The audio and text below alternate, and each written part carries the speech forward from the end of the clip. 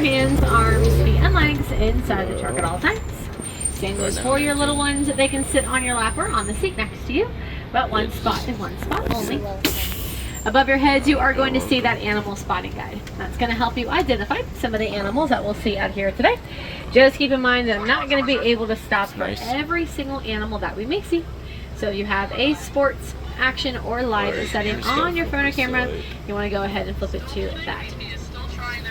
As we will be moving, and so will the animals.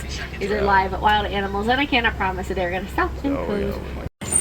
Now, the forest animals are going to use their natural colors and markings to blend into their surroundings and hide. Took a while, which means that the guys. animals can be a little tough to find through these parts. So we definitely want to keep our eyes and ears peeled as we slowly but surely make our way on through. Little river. Alright, immediately coming up over on our right hand side, we're going to spot an okapi over there. Now the okapi look like they're related to the zebra because of those stripes on their legs. But they are in fact the only known living relatives of the giraffe. They have a very similar skeletal structure. It's most obvious in the shape of their heads. They also have a long prehensile tongue that means flexible or finger-like, so they can wrap it around branches and pull leaves off of these. You might get a better view of that action in motion a little further up the road once we find their giraffe cousins. But they are a relatively new species. The okapi was not discovered on this side of the globe until 1901. Before then, they were thought to be a mythical creature like the unicorn or the yeti. Over on the left-hand side, kind of hanging out behind the trees, coppery orange in color, you can spot a couple of bongos over there. Now, bongos are usually hard to find, so they have rightfully earned the nickname the ghosts of the forest. Both male and female bongos have those horns, and they slant backwards, allowing them to run through the thick and tangled underbrush of the forest. And then still on our left-hand side, a couple of tannish gray antelope. This is a trio of female greater kudu. Now we know that they're females because they don't have any horns. Only male kudus have horns, and they're going to get to about 6 feet in length. Regardless, though, they're one of the tallest forest antelope in Africa, at about 5 feet tall at the shoulder. We might be fixing to cross the road. We're going to go slow by this one here, but it looks like we're good. You can see those white stripes on their torsos helps mimic the rays of the sunlight as they run through the bushes. Bongos have them for the same reason as well. It's going to help with that camouflage. Alright, we'll keep an eye out for some more animals as we keep moving, but things are looking a little quiet on this end of the forest. Got pretty lucky right off the bat. Now, unfortunately, a lot of animals who call the forest regions home are facing habitat destruction, primarily for the production of paper products. It's sourced from the trees found in the rainforest. But a really cool way that you can help them out from back at home is just kind of by watching your paper usage, subbing for electronic statements and things of that nature when you can, but then also subbing it out for bamboo. Bamboo is cheaper and a much more sustainable resource as it grows a lot faster than the trees that paper is sourced from. Alright, we're going to head out of the forest, make our way down into the Safi River Valley. The Safi River is going to be home to semi-aquatic species, so animals who spend most of their time in and around the water. Most commonly, that can include animals like hippos and crocodiles, so we're going to keep an eye out for them as we start to make our way on through.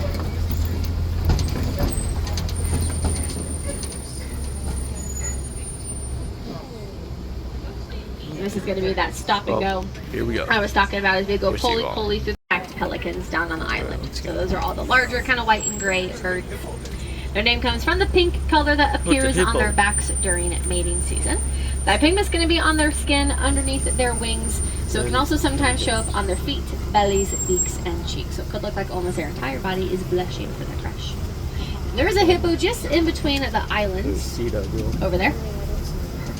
It's right there. There's not a hippopotamus in the water, just between the islands. We'll see if there's some more down on our left-hand side here in a second. Maybe a little bit easier spot. Now, hippos are considered to be land animals, but they do spend most of the daytime in the water. So they best protect their sensitive skin from the sun's hot rays. Tough to see, but there is one in the water behind the island.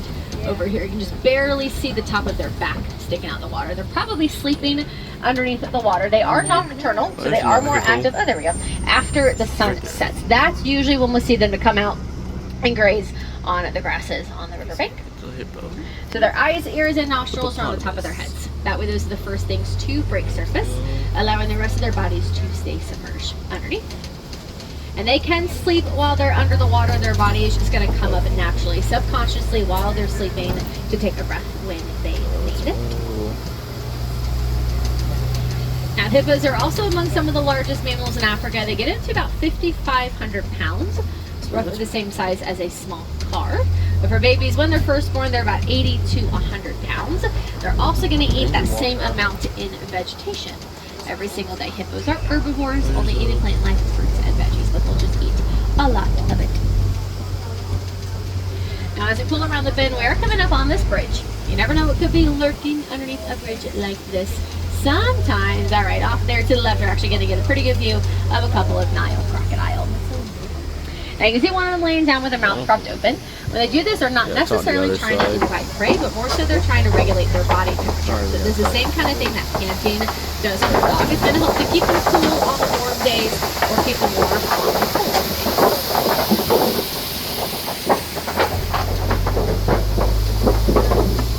With that jaw, we all probably know that crocodiles are some pretty serious predators, and they have a super strong bite force. They are considered to be the apex predator, so the top of the food chain. But they are also surprisingly some pretty good parents. Both mom and dad are going to take the eggs and roll them around in their mouth to help out with the hatching process. And then once those little ones emerge, they can still use their parents' mouth as a good hiding spot from any potential threat, but also as a good form of transportation when they're on the move. So now is when we're going to start to head out of the Safi River and make our way into the wide open savanna grasslands. So we're going to spend a good chunk of time out here on the savanna, as it is the largest region here on the reserve. I've already kind of mentioned that it is home to a lot of those more famous household name animals like giraffes, zebras, elephants, lions, and cheetahs, just to name a few. So hopefully we get a pretty good view of at least a couple of those animals as we make our way through.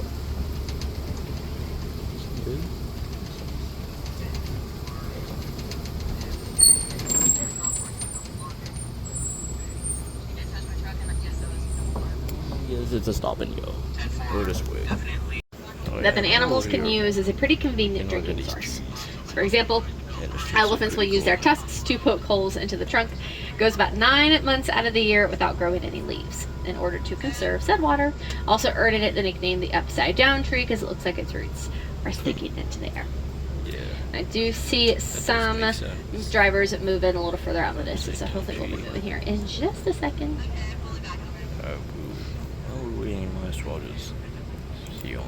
Survival. And then animals like the giraffes and elephants can also rely on their sheer height as well. It's going to give them a really good vantage point looking across the savanna, keeping an eye out for any sort of predators.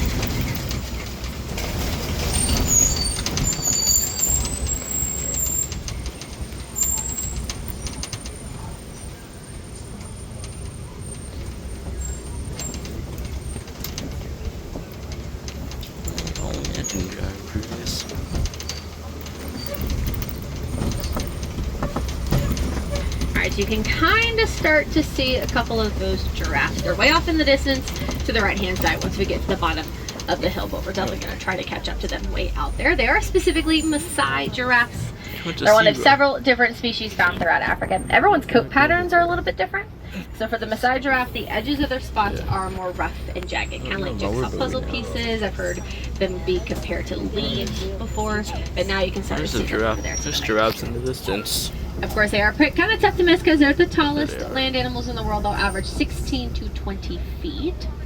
Tall enough for their heads to pass over the top of this truck if we were to drive by that closely with some room to spare. And then we're coming up on some zebras here to the right. These are Hartmann's mountain zebras. They get their name from living in the mountainous ranges of Africa.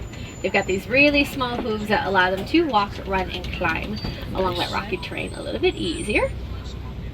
And you can see they got that solid white belly and the thicker stripes on their back legs. Those are two other good ways to tell them apart from some other zebra species. I don't know if we're fixing to cross the road, so we'll hang out here for a second just to be safe. Yeah, they're crossing the road. It's like a... We got two of these zebras here crossing the road, so once they're out of the way, we'll be good to go. But they are also the only zebra species to have a dewlap. It's the loose flap of skin that hangs from the underside of their neck. Their blood vessels run through the dewlap, so it's going to help to lower and regulate their body temperature. It's kind of the same concept as the crocodiles with their mouths propped open or sweating for us humans. It's called thermoregulation. Alright, we're going to keep on moving. We're coming up on this den to our left-hand side. A den like this is a really common home for some smaller predators, and in this case, we're going to find the African painted dogs. I see 2 of them laying down in the sun, but there was one standing up kind of in the middle a second ago. Nice. Oh, no, and we laid down. All right, just by that tree branch. Now, the panda dogs get their name from the color markings on their coat. Looks a little bit like a paint splatter. They're in an offshoot or an extension of the canine family called Canid. So they're not directly related to your dogs at home, but very similar, only have 4 toes instead of 5. Also coming up on some sable antelopes here to the left. They're kind of in front of the bushes back there towards the corner. The sable antelopes are the official emblem or icon for us here on the Harambe Wildlife Reserve. That's because of their strength. In a fight or flight situation, they are going to be the animals known to fight. Pretty dominant and territorial. They don't back down to predators like how we don't back down to poachers. Also passing by a herd of wildebeest over here as well. Now, wildebeest are known by a second name, and that's Gnu. That's spelled G-N-U, and that comes from the grunting sounds that they make. They also lead the largest land migration of any mammal. So every year, anywhere from 1 million to 1.5 million wildebeest are going to migrate about 500 to 1,000 miles across Africa. And typically, they follow the pattern of rainfall to find fresh vegetation. It's a giraffe. Now we're coming up on those giraffes. You can actually see the younger one off here to our left-hand side. And it looks like one of them is walking in the road. A couple of drivers there in front of us. We got a really good view of this baby. It's a baby giraffe. Now, when they're first born, baby giraffes are going to be about 6 feet tall. So we can tell that little one has very much surpassed that benchmark, probably around 10 or 11, if I had to guess. Now, out here on the reserve, we have observed that sometimes mama giraffes give birth standing up. Sounds pretty rough and aggressive. It is a little bit of a rude welcome for the baby. Could possibly be almost a 6-foot giraffe for them. So still perfectly safe, but probably just what's most comfortable for mom. But you can really see all of the tower there. From where I'm at, I can see one of them. I don't think they're in the road now anymore, especially because they are moving up ahead. But we're definitely going to take things slow as we get closer to the giraffes. So our little troublemakers right now. Very much a daily occurrence, though. They get in the road quite often. I think that one up there actually might be in the road because they are stopping again. We're not going to go far. Yeah. All right. Now, of course, the majority of their height comes from their legs and that really long neck. But they do have the same number of vertebrae or bones in their neck as us humans. We have 7. Giraffes also have 7, but they're obviously much larger. So that neck alone usually is around 6 or 7 feet in length. And then the same goes for their tail if you include the hair at the end. And it can get really, really long, and it's going to act as like a fly swatter. And we're just hanging out here for the giraffes. Now, kind of an interesting thing about these guys, they only spend about 30 to 45 minutes of the day sleeping or resting. Most of the rest of the time, around 20 hours is the average that they spend eating. So that 30 to 45 minutes is not taken at one time either. They're going to break it up between really small power naps throughout the day. That does mean that sometimes when we get stopped by the giraffes, it could be that they're taking their power nap. I don't think that's what's happening right now because I can see that giraffe chewing out there. They wouldn't be chewing if they were sleeping. But sometimes that does happen.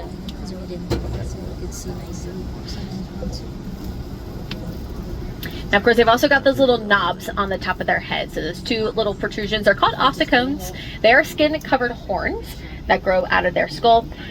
Both males and females have them, but they can use them as a defense mechanism if need be, but it's going to be their strong, powerful kicks, typically their first line of defense.